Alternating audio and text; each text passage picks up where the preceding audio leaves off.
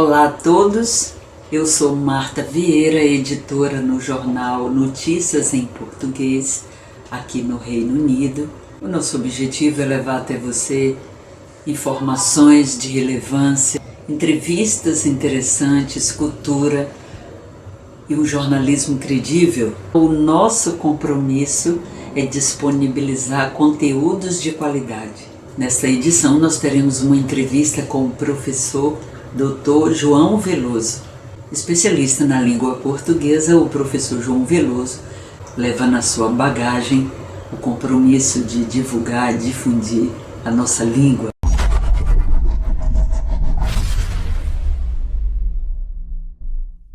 Obrigado eu pelo convite e por esta oportunidade por falar contigo e por falar com todos os ouvintes da Lenta Poesia, que é um programa que eu tento ouvir sempre que posso e de que gosto muito.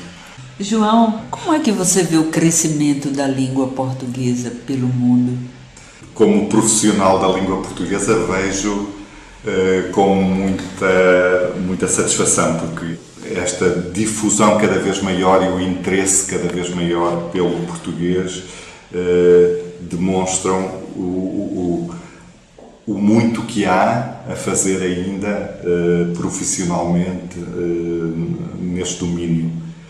Como falante do português vejo esta difusão com muito carinho até. Portanto, eu não consigo distinguir muito bem a minha visão estritamente pessoal da visão profissional. Elas para mim são muito interligadas e é muito interessante e acho que é muito simbólico ver que uma língua que é falada por tantos milhões de pessoas em praticamente todos os continentes e em tantos países, sendo falada por países ou em países cujas economias não são pujantes, não é? Não estamos a falar de línguas como o inglês ou outras que são faladas por grandes potências económicas. O português é falado maioritariamente em países que não têm esses índices de desenvolvimento. Mostra bem como uma língua é mais do que a sua economia, embora os aspectos económicos relacionados com a difusão da língua sejam muito importantes. Então, este interesse quase desinteressado por tantas pessoas em estudarem a nossa língua é realmente um sinal de que há valores associados à escolha de uma língua e ao estudo de uma língua e à paixão por uma língua que são muito importantes. Aquela que me vem à memória imediatamente é a produção literária em língua portuguesa. A língua portuguesa tem esta característica que eu acho que é uma característica quase genética, porque vem desde o início da própria língua, que é uma língua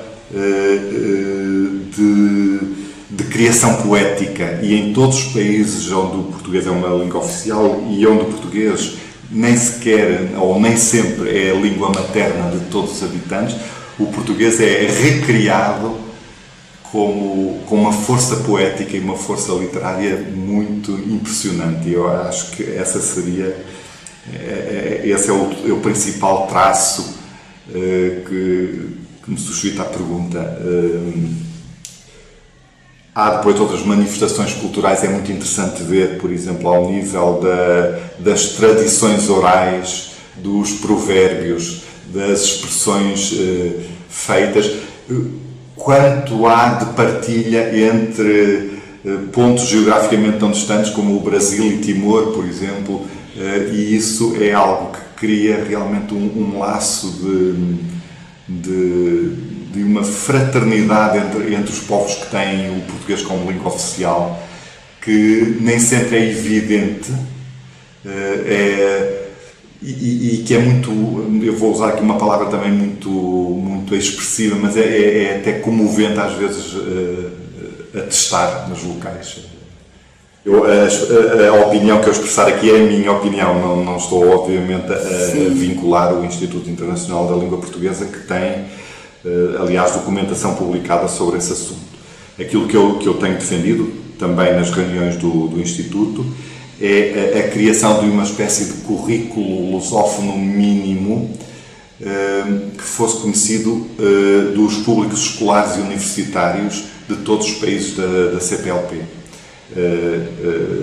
Os programas de língua portuguesa que vigoram no ensino oficial português, no ensino oficial brasileiro, no ensino oficial cabo-verdiano, no ensino oficial de todos os países de língua portuguesa, é muito centrado ou nas tradições puramente locais ou então, à exceção do Brasil, na tradição portuguesa. Os autores que são estudados ainda são muitos autores de língua portuguesa e de origem portuguesa, portanto, autores portugueses. E isso representa, de certa forma, um desmerecimento dos autores que em Cabo Verde, em Angola, na Guiné-Bissau, em Timor, no Brasil, têm dado ao português uma projeção que é incomparável com a projeção de qualquer outra língua, que é realmente a projeção literária. Portanto, aquilo que eu tenho defendido é a criação de uma espécie de corpus, de conjunto de autores e conjuntos de textos de todos os países da CPLP e de alguns territórios onde se fala português. Estou-me a lembrar do caso de Macau, que não é um país soberano e que não faz parte da CPLP, e possa ser divulgado. E que esses textos fossem estudados nos currículos escolares destes países todos. Isto é, mostrar a um estudante de português que a literatura escrita em português, que é a melhor literatura do mundo, eu não sei se posso dizer isto assim de uma forma tão perentória, mas, não é só escrita por portugueses, não é só escrita por brasileiros, é escrita em todas as latitudes. Que bom. João, quando se fala a palavra Brasil, qual é o seu primeiro pensamento que vem na sua cabeça de imediato? Pátria. É uma espécie de segundo país para mim. Eu gosto muito do Brasil, tenho uma ligação muito forte ao Brasil.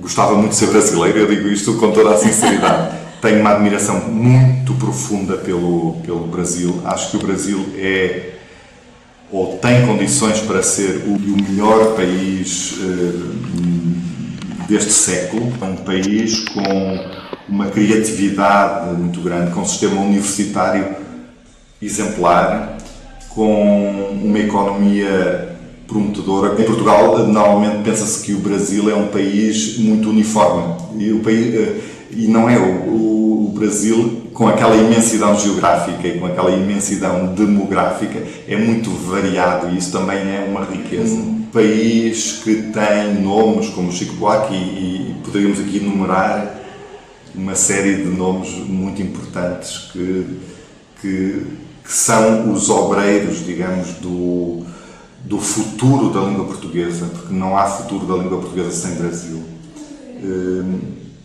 Como é que as autoridades, eu não estou a falar do povo brasileiro, porque esse acarinha muito os seus artistas, se dão até ao luxo de desperdiçar nomes como o do Chico Buarque.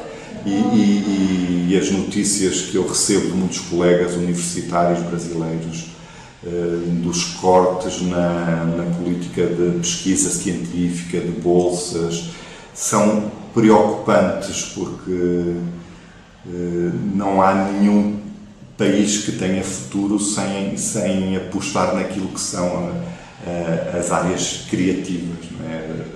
O conhecimento, a cultura, a educação.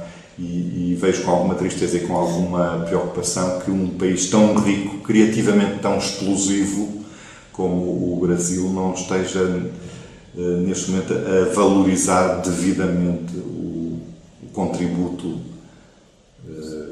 dos criadores, dos artistas, dos intelectuais, que é uma palavra que assusta muito hoje. Não só os políticos brasileiros, mas os políticos em muitos países do mundo. E que são pessoas fundamentais para a construção das sociedades e do futuro das sociedades. Eu acho que a formação nessas áreas é a chave para criar as pessoas como seres humanos, como pessoas na acessão integral da palavra. A formação técnica em áreas muito objetivas e muito racionais é muito importante para o desenvolvimento de aspectos fundamentais para o bem-estar das sociedades. Estou a lembrar-me da tecnologia, estou a lembrar-me da economia, estou a lembrar da medicina, mas só o ensino da literatura, o ensino das línguas, o ensino da filosofia é que nos permitem embrenhar-nos naquilo que nos distingue de outras espécies de animais, aquilo que faz de nós homens e mulheres e pessoas, esses valores humanos, valores como a compreensão do outro, como a tolerância, a generosidade, o amor, o respeito pela individualidade de cada um. Então a arte, de um modo geral, tem um peso muito grande numa comunidade, num povo, independente daquele profissional. No fundo aquilo, as pessoas que viajam veem que nós hoje, quando transitamos de país até para países muito diferentes, acabamos por encontrar as mesmas marcas de roupa, as mesmas marcas de restaurantes, as mesmas marcas de automóveis em todos os países. Aquilo que torna ainda cada país diferente de outros países são costumes, são hábitos culturais que estão enraizados precisamente em expressões como a música, como a pintura, como a poesia, e é isto que nos torna humanos, é isto que nos torna também tolerantes à diversidade, e eu julgo que isso é fundamental. Aquilo que está ligado ao espírito humano, no sentido francês do termo, é realmente o ensino humanístico, que é fundamental, e que é pena que esteja, este não é um problema só brasileiro, é um problema global, é pena que esteja em declínio. A relação dos portugueses com a poesia é uma relação muito pessoal e muito íntima, apesar eu já vivi, eu já trabalhei em vários países e com pessoas de muitos países, e nunca encontrei noutros países aquilo que se encontra muito em Portugal, que é o jovem adolescente ou a jovem adolescente, tanto faz, é transversal a rapazes e raparigas, que aos 15 ou 16 ou 17 anos escrevem poesia e depois vão mostrar aquela poesia ao professor de português. Eu nunca encontrei isto na Finlândia, nunca encontrei isto na Suécia, nunca encontrei isto noutros países. Realmente a ligação dos portugueses com a poesia vem desde o nascimento da nacionalidade, não é? Tivemos um grande rei, que foi o rei Dom Dinis, que tu estavas a falar, que foi um rei poeta, um rei fundamental para a nossa história e que oficializou o português como língua administrativa. Portanto, Portugal foi dos primeiros países a abandonar o latim como língua obrigatória na redação de testamentos, de documentos notariais, de leis, portanto, e passamos a adotar a nossa língua. Portanto, a relação dos portugueses com a língua é muito forte, isso vê-se quando a questão do acordo ortográfico, que suscita ainda hoje discussões muito acaloradas sobre uma questão que tem a ver com as questões linguísticas. Não sei se uma certa melancolia que é típica dos portugueses, a proximidade do mar, o conhecimento entre os povos que falam o português, nem sempre é aquele que seria esperado do facto de partilharem a mesma língua. E muitas vezes é prejudicado por uma série de preconceitos que são lastimáveis, não é? Há muitos preconceitos. Eu não sei se o preconceito faz parte da natureza humana ou não, mas isso é algo que, lá está, que o ensino humanístico também pode combater, apagar e desfazer os preconceitos. E às vezes o preconceito dos portugueses em relação aos angolanos, aos brasileiros, e o preconceito dos angolanos relativamente aos moçambicanos e aos brasileiros, aos portugueses, e dos brasileiros em relação aos portugueses, isso se calhar também prejudica um pouco o conhecimento melhor que nós poderíamos ter. José Craveirinha, que é um dos melhores poetas da língua portuguesa. Sim, sem dúvida. O Ngulani Bacacosa, que é um escritor que não sei porque não é tão bem conhecido como poderia e se calhar deveria ser. Há uma nova geração de criadores em Moçambique que que não são suficientemente populares, digamos assim, fora do seu espaço. O papel que o Instituto Moçambicano do Livro e da Leitura, liderado pelo Nathaniel Gomane, tem feito para divulgar a obra desses jovens autores é muito importante, e a literatura era aquilo que eu dizia há pouco, a expressão literária do português nesses países é explosiva. E em Moçambique vive também de um cruzamento entre culturas, entre as culturas locais, que são ancestrais e muito ricas do ponto de vista da tradição da literatura oral, mas é um ponto de cruzamento entre a cultura portuguesa também, que foi levada pelos imigrantes e colonos portugueses, pelas culturas orientais. Moçambique tem uma forte influência da cultura indiana, da cultura goesa. Moçambique tem comunidades de Macau muito fortes, e esta malha de influências torna a produção não só literária, mas artística, a pintura moçambicana. Nós lembramos de Malangatana, mas há outros pintores que mostram realmente o melhor que o ser humano é capaz. Eu escolheria qualquer livro do poeta português Alberto, escolheria qualquer romance do Eça de Queiroz, escolheria o Jubiabá de Jorge Amado, escolheria qualquer livro do José Craveirinha. E há uma poetisa são tomense que é muito pouco conhecida, chamada Alda Espírito Santo, que escreveu uma poesia que, quanto a mim, não é tão conhecida como poderia ser e deveria ser. E assim, de repente, apanhado de surpresa, seriam os nomes de que eu me lembraria.